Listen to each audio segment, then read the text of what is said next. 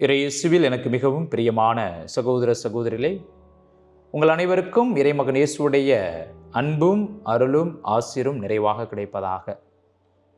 இன்று தவக்காலம் 8வது நாளில் நாம் அடியெடுத்து வைத்திருக்கின்றோம்.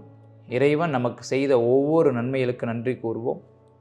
இன்றைய நாளில் இன்றைய இறை வார்த்தையும் எங்களுடைய சபையின் பாதுகாவலரான புனித பிரான்சிஸ்கு சலேசியாரும் நம்மை தொடர்ந்து இந்த ஆன்மீக பயணத்தை வழிநடத்தி செல்கின்றார்கள் என்பதை நாம் உணர்கின்றோம், விசுவசிக்கின்றோம், நம்புகின்றோம். அதற்காக இறைவனுக்கு நன்றி கூறுவோம். இன்றைய முதல் வாசகத்தின் வழியாக ஆண்டவராய கடவுள் யோனா வழியாக நினைவே மக்களுக்கு ஒரு பாடத்தை புகட்டுகின்றார்.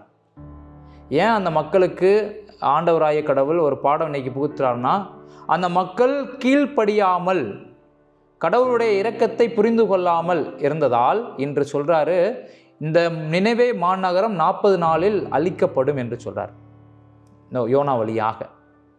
அப்படி இதை கேட்டவுடன் அந்த மக்கள் ஆண்டவராய கடவுளை நம்பி அவர் கட்டளைக்கு ஏற்ப இன்று அரசர் முதல் சிறுவர் வரை நோன்பிருக்கின்றார்கள், சாக்கு உடை அணிந்து கொள்கின்றார்கள், சாம்பலில் உட்கார்ந்து ஜெபிக்கின்றார்கள் என்பதை நாம் பார்க்கின்றோம்.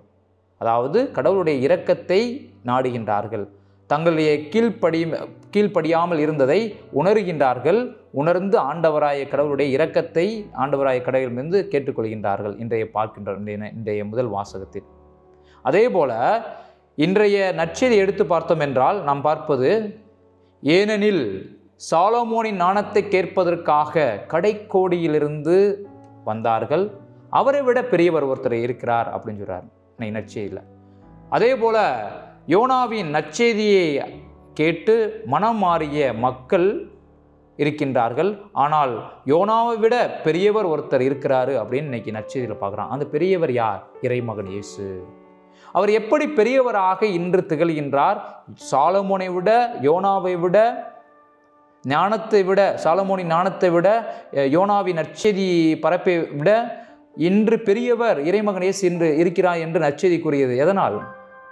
அவர் தந்தையாகிய கடவுளுடைய திட்டத்திற்கு கீழ்ப்படிந்து நடந்ததால். கீழ்ப்படிதல், அந்த கீழ்ப்படிந்து நடந்ததால் இன்று இறைமகன் இயேசு பெரியவராக திகழ்கின்றார். நாமும் முதல் வாசகத்தில் பார்த்தது போல் அந்த நினைவு மக்கள் ஆண்டவராய கடவுளுக்கு கீழ்ப்படியாமல் வாழ்ந்ததால் அதற்கு கடவுளுடைய இரக்கத்தை அவர்கள் வேண்டி கடவுளுடைய இரக்கத்தை பெற்றுக்கொண்டார்கள். அதே போல இன்று இறைமகன் இயேசு தந்தையாகிய கடவுளிடம் கீழ்ப்படிந்ததால், கீழ்ப்படிந்து நடந்ததால் அவருக்கு ஆண்டவராய கடவுளுடைய இரக்கமும் அருளும் கிடைத்ததால் அதை தன்னுடைய மக்களிடம் வெளிப்படுத்தினார். இன்னைக்கு நாமும் இந்த மனு உலகத்தில் வாழ்கிறோம். எத்தனை பேர் நாம் கீழ்ப்படிந்து நடக்கின்றோம்? எத்தனை பேர் கீழ்ப்படிதலோடு இருக்கின்றோம்? இன்றைய அதை தான் எங்களுடைய சபையின் பாதுகாவலரான புனித பிரான்சிஸ்கு சலேசியார் நமக்கு எடுத்துரைக்கின்றார்.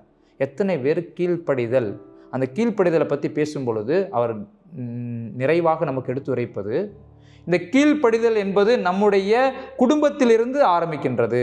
குடும்பம், அதைத் தொடர்ந்து நம்முடைய உற்றார் உறவினர்கள், அதனைத் தொடர்ந்து இந்த சமுதாயம், இவற்றில் நாம் செய்கின்ற பணியாக இருக்கட்டும், செய்கின்ற வேலையாக இருக்கட்டும், ஒவ்வொரு செயல்பாடுகளும் சொல்லும் செயலும் கீழ்ப்படிதலோடு இருக்கும் பொழுது கடவுளுடைய இரக்கம் நம்மோடு இருக்கின்றது என்பதை இன்று எங்களுடைய சபையின் பாதுகாவலரான புனித பிரான்சிஸ்கு சலேசியார் நமக்கு எடுத்துரைக்கின்றார்.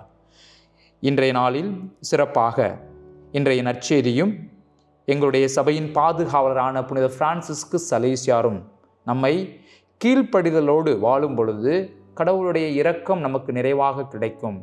கீழ்ப்படிதலோடு இருக்கும் பொழுது கடவுளுடைய அன்பு நமக்கு நிறைவாக கிடைக்கும். இந்த கீழ்ப்படிதல் யார் யாருக்கு? நம்முடைய தாய் தந்தைக்கு, நம்முடைய உற்றார் உறவினர்களுக்கு, சமுதாயத்தில் உள்ளவருக்கு இப்பெல்லாம் கீழ்ப்படிந்து நடக்கும் பொழுது கடவுளுடைய இரக்கம் நமக்கு ஆட்டோமேட்டிக்காக கிடைக்கும். அதுதான் இன்றைக்கி புனித பிரான்சிஸ்கு சலேசியார் நமக்கு எடுத்துரைக்கின்றார். இந்த கீழ்ப்படிதல் வழியாக நம்ம அந்த விண்ணரசை அடைய முடியும் என்பதையும் புனித பிரான்சிஸ் சலேசியார் நமக்கு எடுத்துரைக்கின்றார். இந்த கீழ்ப்படிதலோடு வாழ இன்றைய நாளில் சிறப்பாக ஜெபிப்போம். உங்களுக்காகவும் உங்கள் குடும்பத்திற்காகவும் இணைந்து இந்த நாளில் மன்றாடி கொண்டிருக்கின்றோம்.